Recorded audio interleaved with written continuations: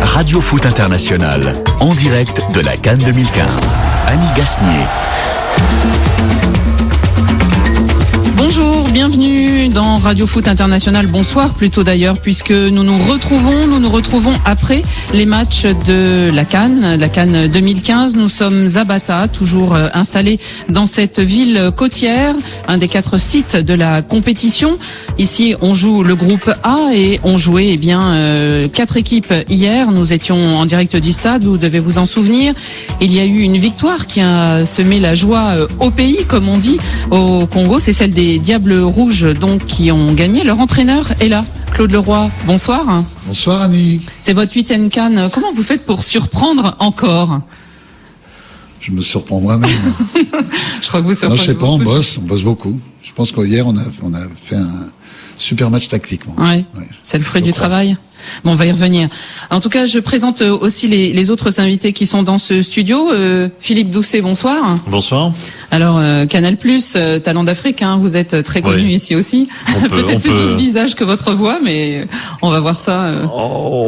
Les deux sont associés, non? Ça dépend. Ça marche. Ça dépend.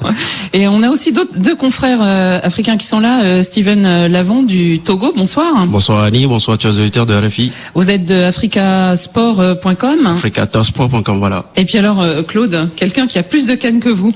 17e CAN pour Hassani Chakouri, qui vient du Bénin et qui a un journal qui s'appelle l'Express Foot et qui travaille aussi pour Radio Africa. Bonsoir. Bonsoir Annie, et bonsoir les sommités de ce studio. D'autres que j'ai vu comme joueurs, d'autres que je continue de voir comme le vieux roi sorcier Claude. Et ça me fait plaisir déjà, je le revois tout le temps. Merci. Christophe Jousset, bonsoir. Bonsoir Annie, bonsoir à tous. Christophe, il a froid ce soir, il a mis un pull. Ah, il y a la clim qui rôde, qui essaye de nous cerner, mais on ira jusqu'en finale.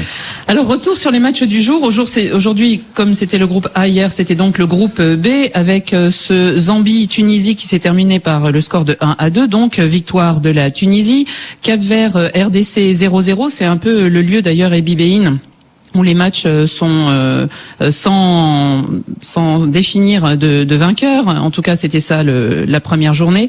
Résultat au classement, la Tunisie est première avec 4 points, la RDC et le Cap-Vert 2 points, la Zambie 1 point. Que dire sur ces matchs, Steven? On peut déjà dire que sur le match de la Tunisie, c'est un peu un résultat très très cruel pour la Zambie, qui avait fait tout le match à mener, mais malheureusement, comme depuis l'entame de cette compétition, les équipes manquent de faire le break lorsqu'ils ont l'occasion. Notamment, on a vu l'occasion de Mayuka qui, seul face au but, a laissé filer, et puis derrière, il se blesse. Derrière, c'est la Tunisie qui arrive à égaliser, et puis dans les dernières minutes.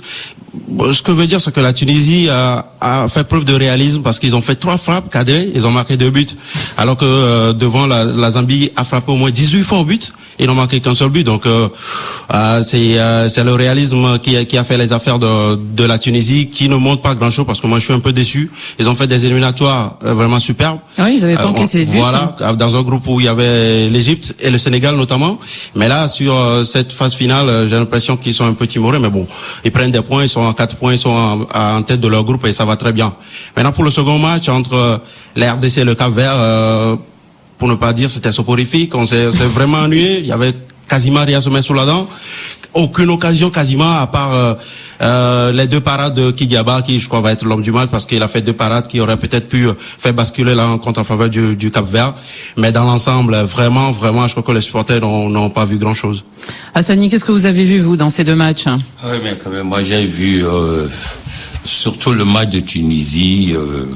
Je crois que ils ont fait le nécessaire, le réalisme a primé.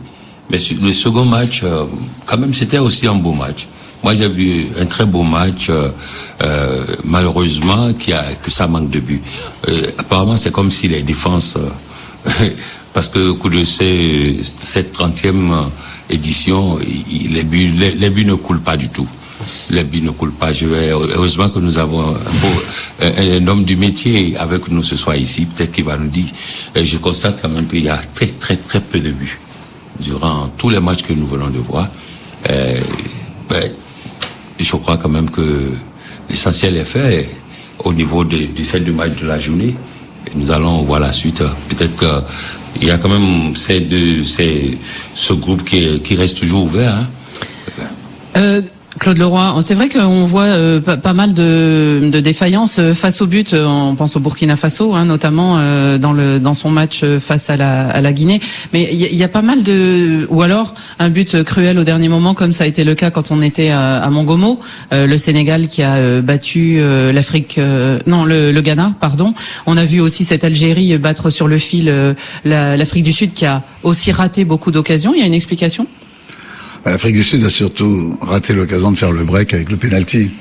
Je pense qu'il aurait plié le match. Le Sénégal, par contre, a logiquement marqué un but en fin de match. Il mérite de gagner. Il s'était montré supérieur. Vous savez, je pense qu'il faut faire preuve d'indulgence à l'égard des attaquants. C'est un défenseur, il a 70 mètres de large à trouver pour repartir sur une solution offensive. L'attaquant, il a 7 mètres 32 devant lui pour trouver la possibilité de marquer un but. C'est très très difficile d'être un attaquant avec des défenseurs qui sont, plus ça va, meilleurs ils sont. Non, moi je pense que la première journée de ces poules a vu pas mal de buts, enfin 2 de moyenne, un peu plus de 2 de moyenne, et puis la deuxième, les calculs commencent à rentrer en ligne de compte, chacun prend sa petite calculette pour savoir un point, est-ce que ça ira, et finalement ça inhibe un petit peu, oui. Souvent beaucoup plus les entraîneurs que les joueurs d'ailleurs. Oui, on a senti que ça se crispait un petit peu sur le début de cette deuxième journée. Par exemple, avec la Guinée équatoriale qui avait fait quelques gestes techniques sur la première journée qu'on n'a pas du tout retrouvé sur la deuxième. Moi, je suis pas tout à fait d'accord. Moi, je pense que ils ont montré pas mal de. Moi, ils m'étonnent. Hein. Ils m'étonnent. Bon, il y a des bons joueurs qui ont été pris un petit peu partout, comme ça, dans des divisions inférieures, mais dans des bons pays de football. Et je trouve que même sur le deuxième match. En fin de deuxième mi-temps, ils ont posé des gros problèmes au Burkina. Je pense que c'est une équipe qui peut encore surprendre pour le troisième match, même si on peut imaginer qu'avec une préparation très réduite, ils sont un peu fatigués. Philippe Doucet? Sur la pénurie d'attaquants ou de buts, en fait, il y a plus de buts que d'habitude. En fait, à l'heure actuelle, enfin, à part le Ghana 2008 qui avait été une édition exceptionnelle, si vous regardez les dernières éditions, malheureusement les CAN sont marquées par des moyennes de buts très inférieures à ce qu'on pratique à l'Euro, à la Coupe du Monde et autres.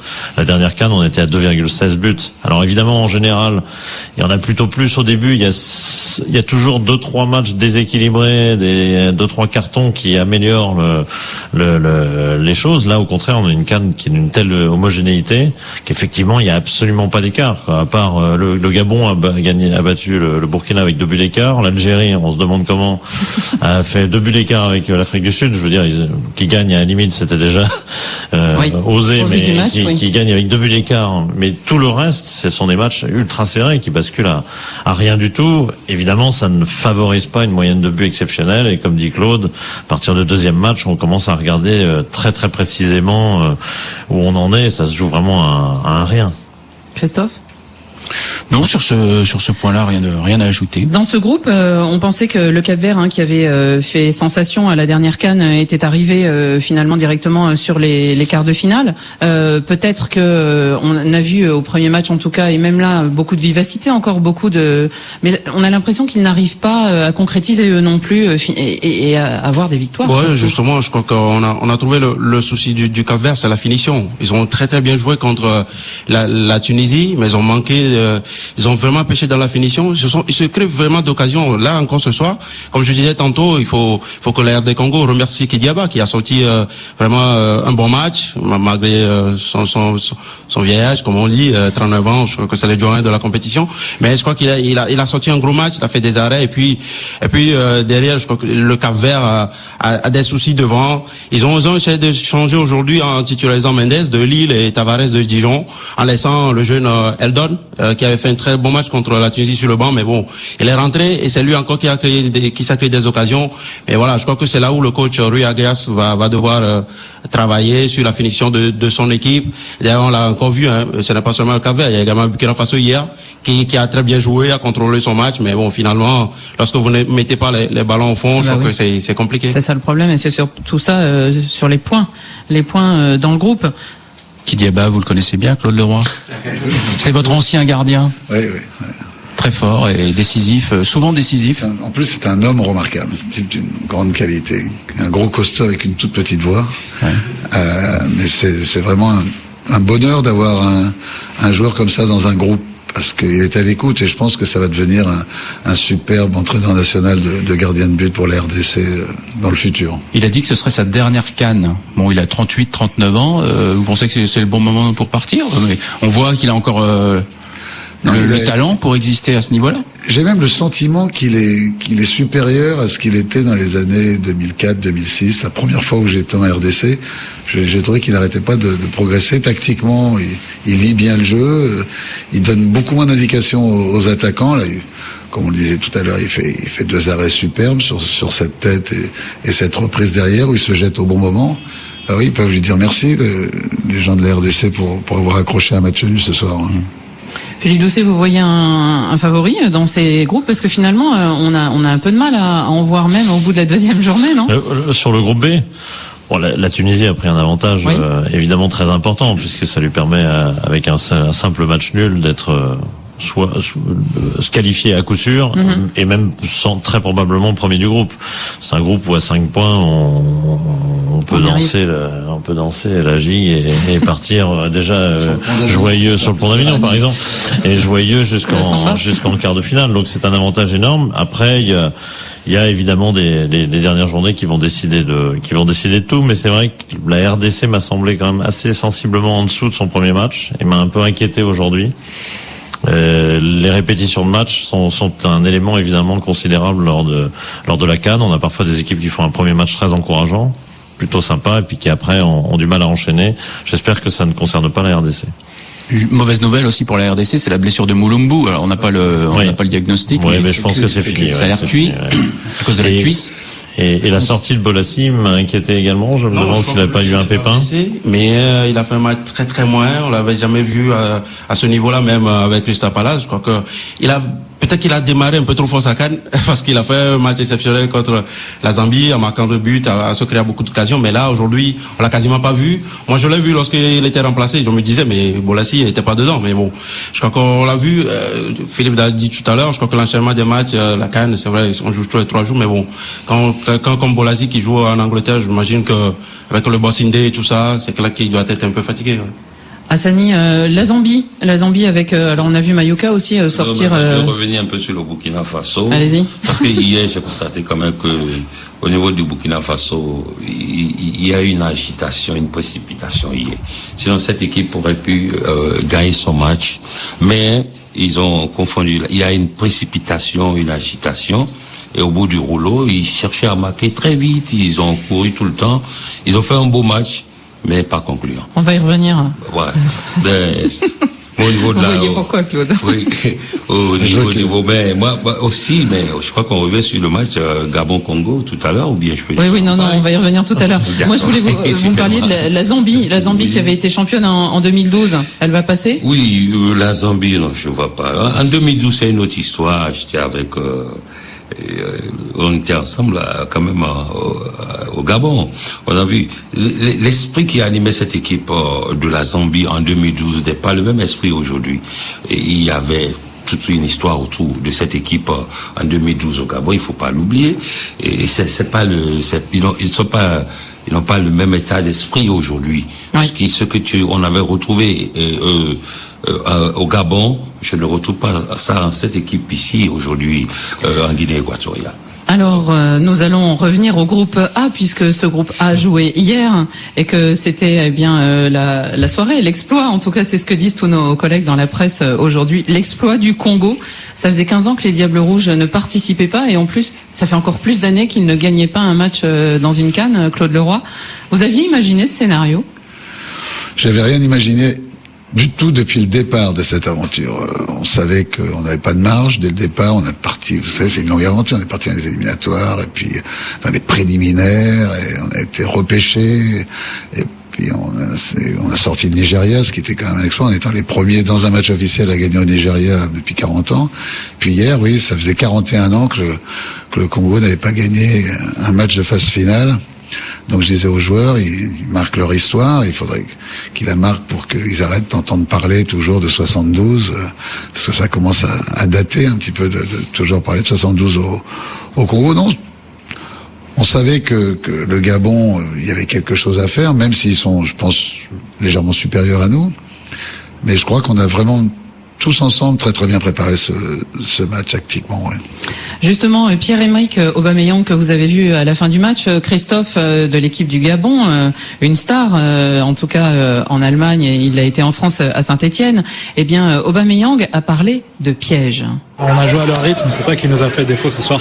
On n'a pas su mettre du rythme dans nos passes. On a manqué un peu de réalisme, on a manqué aussi un peu de chance qu'on a eu face au Burkina. Et il y a de la déception, en tout cas. Moi, je suis déçu que ce soit de ma prestation. J'ai pas été bon ce soir et ils ont su faire la différence sur ça. On a remarqué, vous l'aviez bien muselé, Pierre-Emerick Aubameyang. Il a raison, ils ont manqué de chance aussi. Ils ont eu une ou deux occasions énormes. Ouais, on parlait de réalisme tout à l'heure.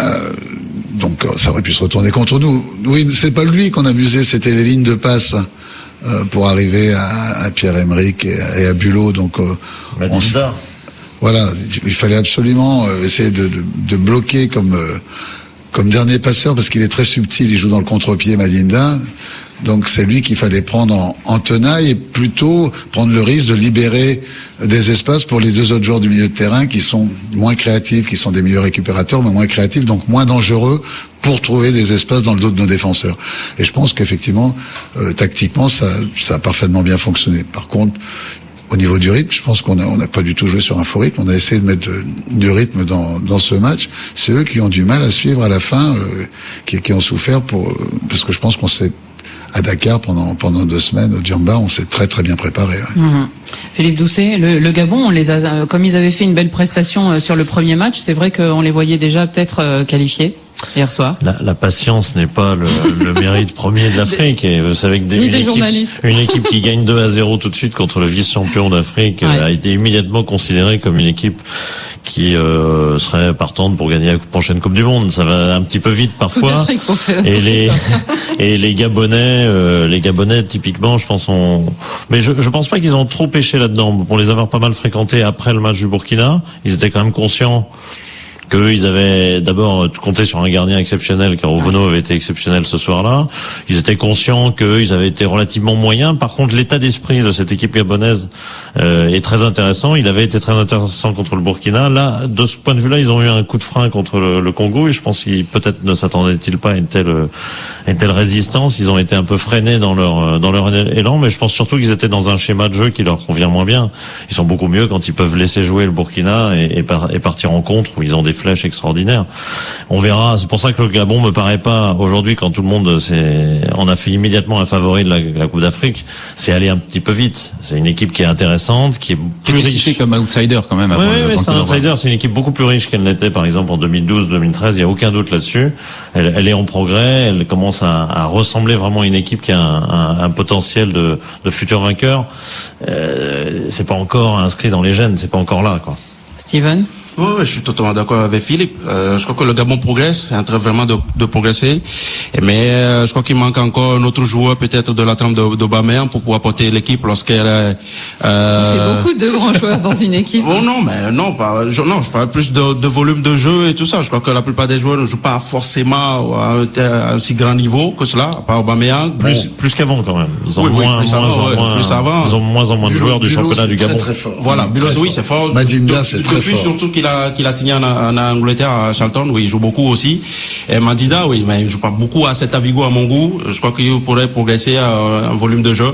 Et puis bon, voilà, comme j'ai dit, cette équipe est en train de progresser. C'est vrai que c'est l'un des outsiders de cette compétition, mais on l'a vu face à une équipe bien en place tactiquement comme le Congo. Ils ont eu beaucoup de mal, et c'est là qu'ils doivent véritablement travailler. C'est la fin de cette première partie de Radio Foot International. On se retrouve dans quelques instants ici à Bata pour continuer à parler de la CAN 2015, continuer à parler avec Claude Leroy de la victoire des Diables Rouges, leader du groupe A. À tout de suite.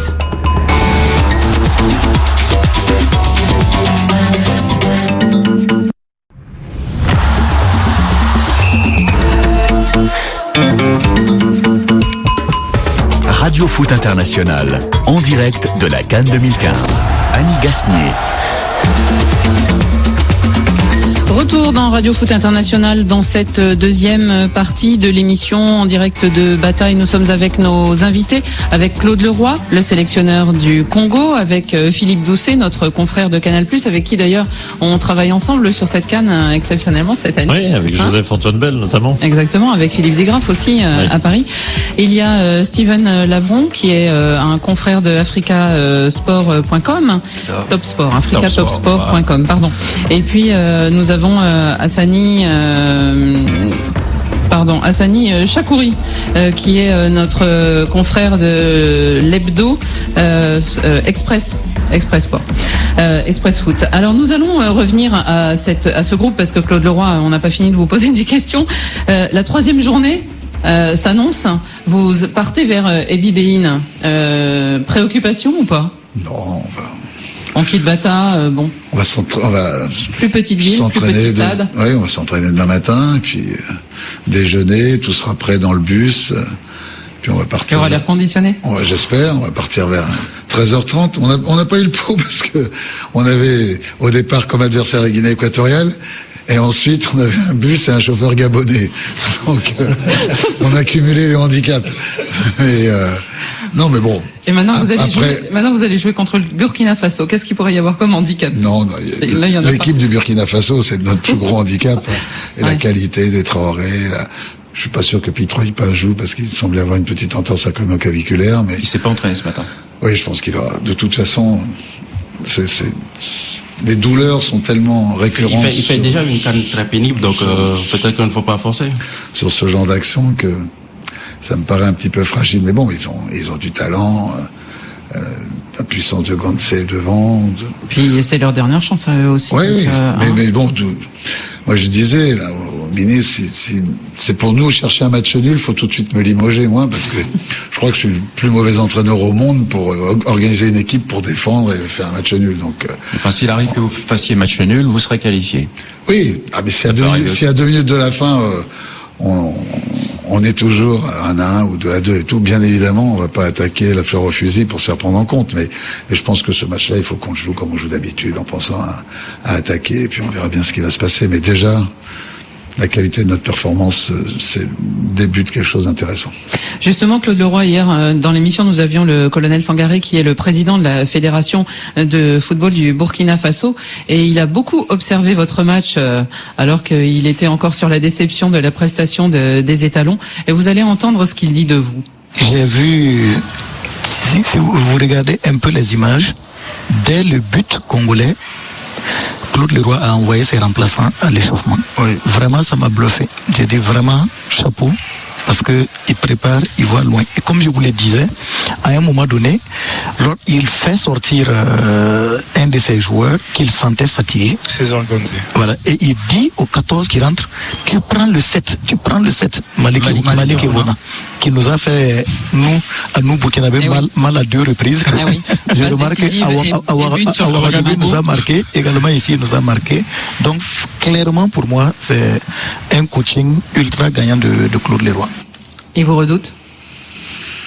Je sais pas, vous savez, l'entraîneur, c'est un metteur en scène, il fait un casting, il choisit les meilleurs, il a un cadre, un espèce de scénario, puis après, ce sont les improvisations des joueurs qu'il a choisis qui font la différence. Donc, il a pas bien vu, parce que les joueurs étaient allés s'échauffer avant le but. Hein. Dès le début de la deuxième mi-temps, j'avais 5 joueurs qui étaient partis s'échauffer, parmi lesquels ceux qui savaient qu'ils étaient susceptibles de rentrer. Et non, en plus les remplaçants étaient moins efficients que d'habitude dans ce match. Autant ça avait été très très efficace sur le premier match contre la Guinée équatoriale. Et là, ça a été un petit ton en dessous. Le remplacement, par contre où il a complètement raison, c'est que les joueurs ont fini ce match des deux côtés, hein, tant du Gabon que du côté du Congo, essorés. Mais cuits physiquement, et ils avaient tout donné, et je peux vous dire que dans les vestiaires à la fin, il y a beaucoup de joueurs qui étaient véritablement, mais lessivés. Ouais. Et dans le camp d'en face, vous disiez que vous redoutiez particulièrement Lévi Madinda, c'est lui que vous avez ciblé tactiquement, et le sélectionneur d'en face, Jorge Costa, lui, a décidé de sortir Lévi Madinda. Vous avez compris pourquoi? Ça, c'est son problème à lui. Hein. J'ai déjà assez de boulot avec mon équipe pour pas m'occuper des raisons des choix des autres entraîneurs. Moi, on avait vraiment, je dois dire, avec mon staff, parce que Sébastien Minier, Isaac Gata, c'est vrai que on parle toujours de l'entraîneur numéro 1 et tout, mais on a un staff sur les petits montages vidéo qui bosse avec moi, qui fait un boulot de dingue, et c'est vrai que moi j'avais décidé, donc c'est pour ça que j'ai décalé Fodé Doré sur le côté droit, parce que je voulais qu'on crée des doublons, par exemple sur Obiang et sur Pierre-Emerick, pour que Fodé pose des problèmes à Obiang dès le départ, qu'il l'inquiète un petit peu. Même chose de l'autre côté avec Bukamutu, dont on parle très peu, mais qui est un joueur d'Angers, qui a un potentiel pour moi assez exceptionnel. Et avec Bissiki, que j'ai fait rentrer, pas du tout parce que Francis Nganga m'avait déçu au premier match, mais parce que j'avais besoin de qualité de vitesse. Et dans ce match précis, ce ne sera pas le cas contre le Burkina. Donc on avait essayé de bien voir ce qui pouvait se passer. Et Madinda, oui, coupure, je le disais tout à l'heure, des lignes de passe pour les dragsters gabonais, pour pas qu'ils partent trop souvent dans le dos de nos défenseurs. Philippe? Je vais pas détailler le plan de Claude Leroy. Non, c'est un métier, contrairement à ce qu'il minimise en partie, Claude, c'est un métier passionnant, le métier d'entraîneur, parce que c'est toute la semaine. Et c'est marrant d'ailleurs, parce que nous, médias, en général, je pense qu'on magnifie exactement ce qui est d'une importance souvent mineure, c'est-à-dire par exemple le fameux coaching pendant le match. Oui, évidemment, quand un joueur rentre à un 70e, qu'il aurait déjà pas mal de qualité et que l'adversaire est fatigué et qu'il marque, c'est pas si anormal que ça, parce qu'après tout, on aligne 3 attaquants, que ce soit celui qu'on fait rentrer qui marque, n'est pas extraordinaire. Et souvent, on magnifie cet aspect du métier d'entraîneur en disant, voyez, comme le coaching est extraordinaire, etc. Alors que ce que vient de dire Claude, c'est le vrai métier d'entraîneur, c'est la qualité du travail de toute la semaine. C'est ce qui fait qu'un Christian Gourcuff, par exemple, fait jouer remarquablement ses équipes, parce que toute la semaine, il bosse bien. C'est pas un maître du coaching, Christian. Je pense pas que ce soit sa caractéristique, mais c'est un très très bon entraîneur. Et ce que vient de détailler Claude, c'est ça. C'est toute la semaine se poser 1000 fois la question pour dire chaque problème que me pose l'adversaire, et il est déjà parti sur le Burkina, évidemment, il va rien en dire, mais évidemment, il bosse déjà sur le Burkina. Ce joueur-là, comment je traite le problème, et qu'est-ce qu'il faut que je change pour? Et à contrario, Annie, pour confirmer ce que vient de dire sur le coaching, ce que vient de dire Philippe, moi, quelquefois, j'ai tendance à penser, quand je fais rentrer un joueur à 25 minutes de la fin et qui fait le carnaval dans la défense adverse, je me dis quelquefois, un peu con, il aurait dû démarrer tout de suite. Donc, ce qui est vénéré comme un coaching formidable, quelquefois, c'est une erreur de choix au départ. Ouais. Est-ce que votre secret, c'est aussi de vous entraîner avec vos hommes? Christophe, racontez ce que vous avez vu aujourd'hui. Alors, qu'est-ce qu'on a vu aujourd'hui? On a vu Claude Leroy en footing, ouais, parce que le thème pour les titulaires d'hier, c'était le footing. Hein. Ouais, donc ça durait combien, une demi-heure? Ouais, c'était une récupération athlétique totale, c'est-à-dire vider un petit peu le peu de lactate qui restait encore, parce que les soigneurs avaient fait tout le boulot, mais véritablement que les joueurs les jambes étaient lourdes, surtout pour Thierry Bifouma. Il était en queue de peloton. Et vous étiez en tête, c'est vous qui donniez le tempo. Pas longtemps, hein. Ouais, vous en avez fait moins que les autres. J'avais fait moins que les autres. À un moment, Delvin Dinga m'a regardé et m'a dit, je sens le chaos. Et il était pas loin de la vérité. Mais alors après. Claude est malin au décrassage, se mettre avec les titulaires de la veille, c'est malin. Il vaut mieux ça que se mettre avec les remplaçants. C'est impossible. C'est impossible. Bon, alors, la vieillesse est un naufrage. Bon, on l'a pas vu quand même à la séance d'étirement. Bon. Par contre, il était là pour les pompes. D'un seul coup, Claude Leroy, sur le bord de la touche, s'est mis en position devant nous et il nous a aligné 30 pompes comme ça. Voilà, c'est une habitude apparemment. J'en fais 120 par jour. Ouais. Je fais 4 séries de 30, 3 séries de 40. Ouais. Prescription du médecin. Non. Une série le matin, une série le midi. Secret de longévité. Il faut que les joueurs sentent quand même qu'ils ont quelqu'un qui est capable de faire preuve de dynamisme sur le terrain, d'être présent. J'ai trop souvent vu quelquefois des vieux entraîneurs se mettre complètement sur le côté, ne plus jamais être au milieu du terrain. Moi, mon bonheur, c'est d'être au milieu de mes mecs, quoi. C'est là où j'aime de plus en plus le foot, je déteste de plus en plus le monde du foot. Donc c'est clair. Donc moi, ce qui m'intéresse, c'est le jeu. C'est tactiquement préparer quelque chose. C'est travailler avec Mafumbi, qui est un jeune gardien de 21 ans, et mettre des ballons dans le dos des deux autres gardiens qui servaient de défenseurs centraux, pour le faire sortir à 40-45 mètres et tout, pour le préparer à des 1 contre 1 contre Aubameyang ou Bulot. Donc voilà, c'est que en permanence l'entraînement prépare le match. C'est pas multiplier les exercices et tout pour en mettre plein la vie à tout le monde, mais c'est toujours être dans l'efficacité. Qu'est-ce qu'on va retrouver dans le match ou peut-être. Bon, quelquefois on perd les matchs aussi.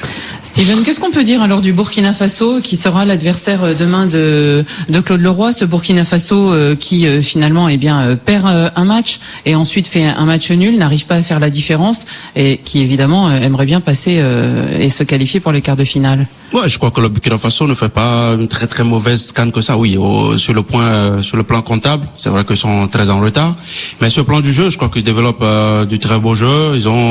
Ils arrivent à inquiéter les défenses, à se créer des occasions. Malheureusement, c'est la finition, je crois, leur gros problème. J'ai eu l'occasion aujourd'hui de croiser le sélectionneur Paul Put et voilà, il a dit que c'est la confiance des joueurs. Ils arrivent à se créer des occasions, autant que lorsqu'ils n'arrivent pas à mettre au fond, ça commence pas à peser dans la tête. Ils se disent qu'est-ce qui arrive et tout. Donc voilà, là contre le Congo, il y a pas à calculer, il va falloir marquer. S'ils arrivent pas à marquer, ça va être très très compliqué de passer.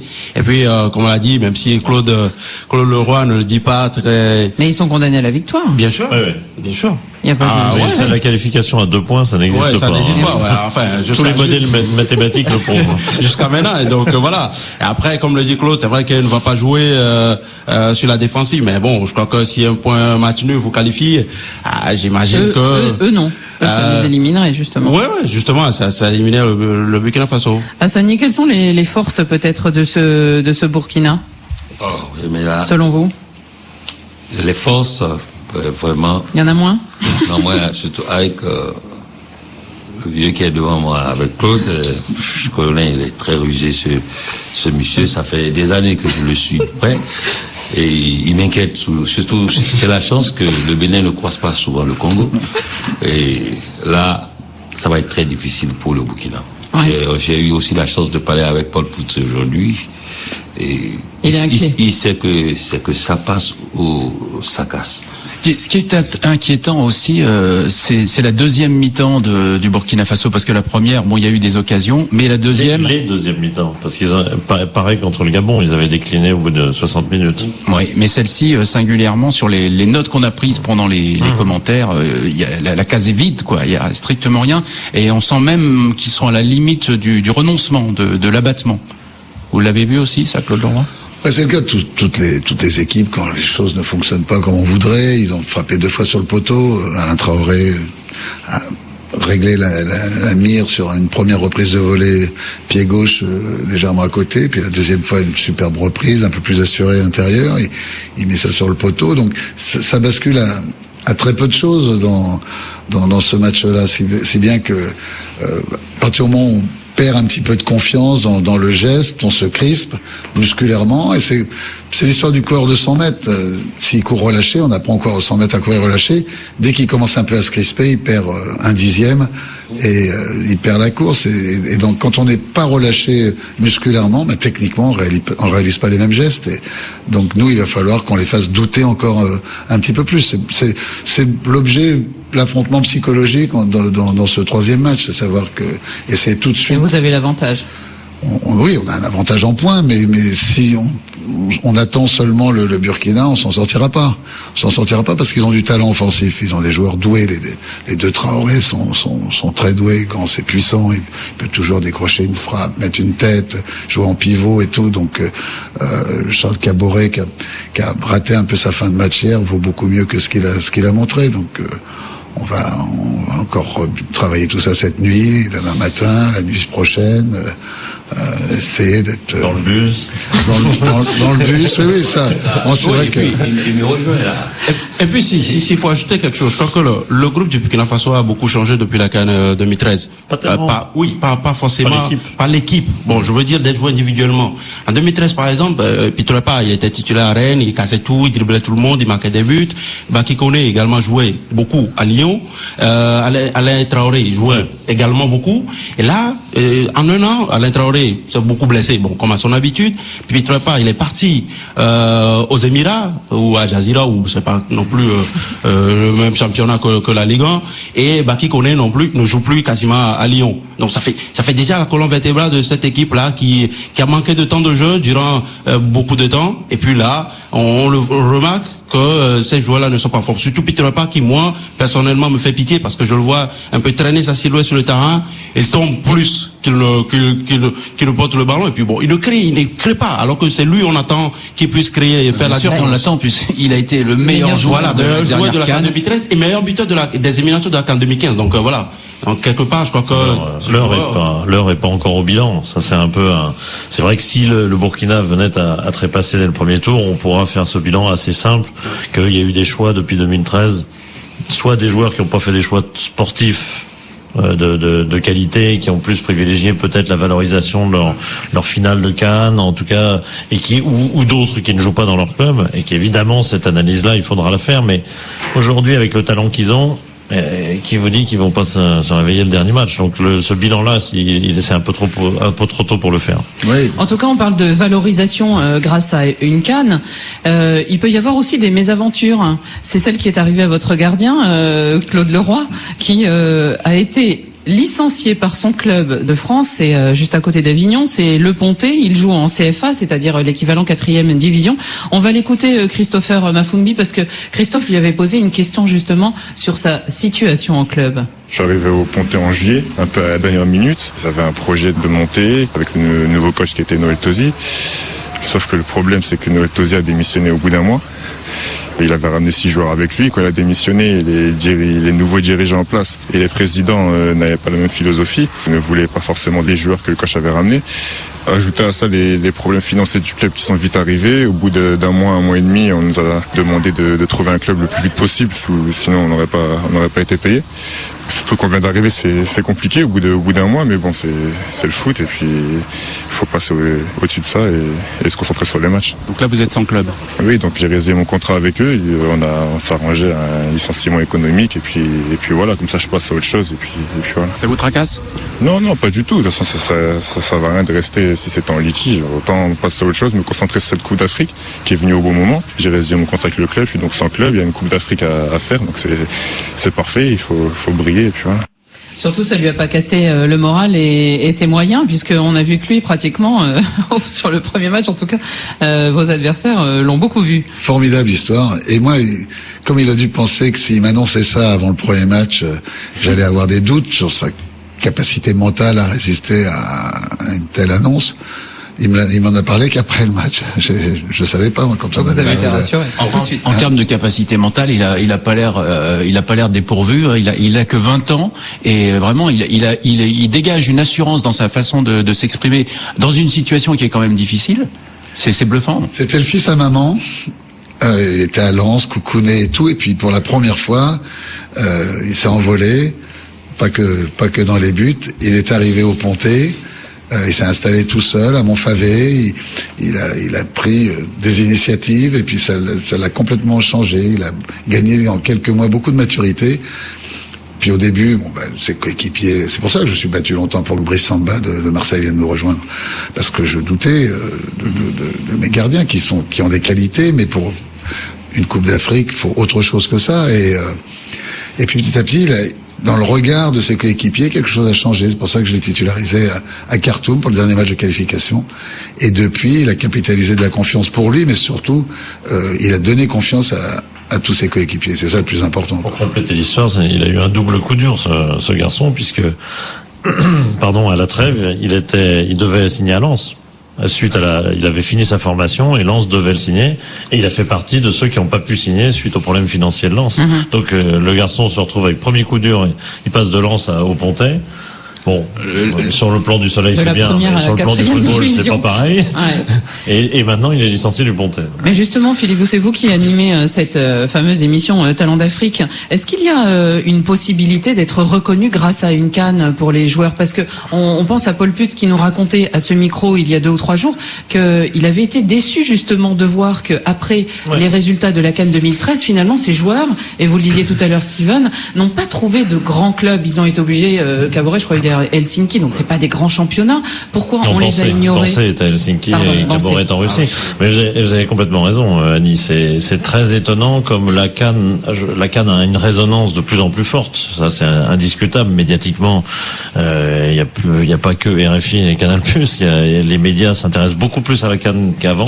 Oui. Et inversement, on voit de moins en moins d'histoires fortes ou avec des joueurs qu'on découvre, ou des joueurs qui, suite à une performance à la CAN, passent un cap très fort. On aurait pu imaginer, puis 3 pas par exemple, tiens, meilleur joueur de la CAN à Rennes, toc, qui passe dans un très grand club derrière. C'est le contraire qui se passe. La plupart du temps, on voit assez peu de joueurs, grâce à la CAN, avoir des promotions. Pourquoi? Alors la première explication, il y a peut-être quelques coincés qui disent ah oui mais alors les joueurs qui parlent à la CAN tous les 2 ans en janvier, après je les retrouve plus. Enfin vous voyez ce que je veux dire, ce discours-là. Ne devient pas sagnolesque. Ouais. Non mais ce discours-là, ce discours de coincé, on l'entend effectivement de temps en temps et les joueurs limitent peut-être un peu l'engagement de joueurs africains, mais surtout visiblement la CAN a un intérêt médiatique de plus en plus fort, mais un intérêt pour les professionnels du football. J'ai l'impression que ça n'est pas reconnu comme une vraie valeur. Un joueur qui brille à la CAN, j'ai pas l'impression que ce soit reconnu dans le milieu du football comme une vraie valeur. Et puis certains très bons, comme J.S. Cambo, qui n'avait pas voulu me rejoindre, ou Asamoah Gyan, ou Pietro-Ipa, partent dans des clubs du Golfe où ils font fortune. Et personne ne peut leur proposer de tels salaires. Ce sont des salaires énormes. Ils sont à 5 millions d'euros net. Mais c'est gâché peut-être des opportunités. C'est gâché, c'est terrible, parce qu'ils pourraient retrouver ça 5-6 ans après, à Asamoah Gyan, qui avait un potentiel pour être un des plus grands attaquants au monde. Alors, c'est sûr qu'il assure les 3 générations qui suivent les Gyan à Alain, mais en termes de carrière, lui, personnelle, à part les Coupes du Monde, c'est un énorme gâchis. Hassani, vous comprenez justement, vous, ce genre de choix, vous êtes d'accord avec ce que dit Claude et ce que disent Claude et Philippe? C'est réel, c'est un problème général qui se passe en Afrique aujourd'hui, et vous constatez ça de plus en plus. Des joueurs qui ont une carrière très prometteuse, mais que dès qu'ils finissent une CAN, ils vont directement dans le golf où ils peuvent trouver beaucoup d'argent au lieu de penser à leur carrière en 2, 3, 4, 5 ans, 6 ans plus tard. Et il y en a beaucoup. Il y en a beaucoup. Donc, on a eu ce cas, tu vois, par exemple, Stéphane Sessegnon qui tout de suite après une belle CAN, quand même si le Bénin était éliminé, déjà au PSG, il part de là, il va en Angleterre, et finalement, il a eu beaucoup de problèmes, et puis, tu vois. Il y a des mauvais choix de joueurs, c'est évident, mais un Bancé, par exemple, après la CAN 2013, il n'a pas de proposition intéressante. Il était en 2e division allemande, il reste en 2e division allemande, il change de club d'ailleurs tous les 6 mois ou presque. Il n'a pas de proposition. On peut pas dire que lui, par exemple, il a tout de suite fait un choix privilégiant autre chose. Donc il y a pas tant que ça de reconnaissance de la CAN dans ce sens-là, dans le milieu professionnel en Europe notamment. Je suis en train de chercher un contre-exemple, mais je pense à Guedo par exemple. Mais Guedo, il est resté en Égypte. Il avait crevé l'écran en étant remplaçant, et à chaque entrée en jeu, il marquait. Mais il est resté dans le championnat d'Égypte. Ça, c'est assez sociologique. Il est parti en Angleterre tout le temps à Hull City. Mais bon, il est revenu très vite. Comme ça arrive très souvent chez les Égyptiens ou les Tunisiens. Très souvent, ils reviennent parce qu'ils sont dans avant les événements qu'on a connus avec les printemps arabes, mais ils sont dans des championnats extraordinairement confortable, économiquement. Oui, bien sûr.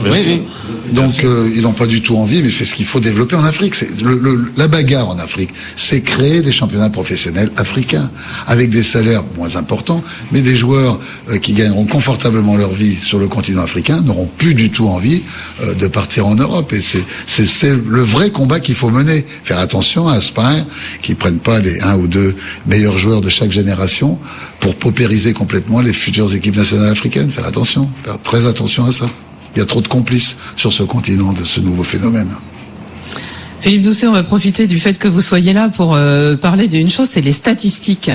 Vous êtes l'inventeur de la fameuse, me disait David Finzel. J'ai pas inventé les statistiques. Non, mais la palette. Le général de Gaulle en parlait, j'étais encore... La palette. La palette. Ah voilà. Oui. Même ici, vous voyez, ils connaissent le terme. La palette à doudous. Il y a aussi cette émission maintenant sur Canal+, qui s'appelle Data Room, toutes les semaines. Cette importance de la statistique, est-ce qu'elle vous paraît aujourd'hui inévitable?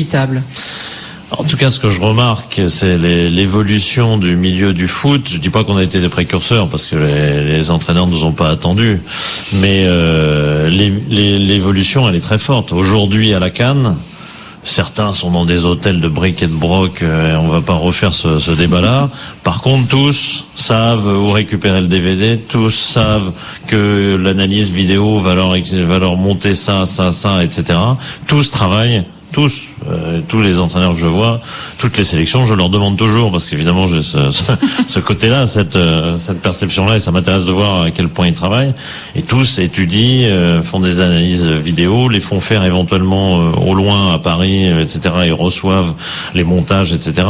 C'est devenu une part indispensable du métier. C'est le football. Le football, c'est quand même l'analyse. Alors nous, on le fait de manière un peu médiatique, un peu plus imagé et de manière ludique. Et puis pour les entraîneurs, c'est un vrai boulot. C'est ludique ou c'est aussi de les utiliser, Claude? Non, ça conforte souvent les impressions de match. Ouais. Voilà, quand on lit les stats, toutes les impressions qu'on a eues sur les joueurs et tout, dans les zones de jeu, dans le nombre de kilomètres. Bon, par exemple, on voyait que Prince Onyangé, hier, avait fait un match énorme athlétiquement. Bon, mais bien évidemment, en prenant les stats aujourd'hui, il a fait 10 kilomètres, 940 et tout. C'est celui qui a couvert le plus de kilomètres dans l'équipe de la République du Congo. Merci beaucoup d'être venu dans Radio Foot International et bien bonne chance aux Diables Rouges pour leur match de dimanche. Merci aussi Philippe Doucet, Steven et Anna. Je dirais Annie à Steven qui change de maillot là quand même. Burkina Faso. Maillot du Burkina Faso. Merci aussi à toute l'équipe technique, à tous ceux qui étaient avec nous pour nous aider dans Radio Foot International et on se retrouve évidemment demain.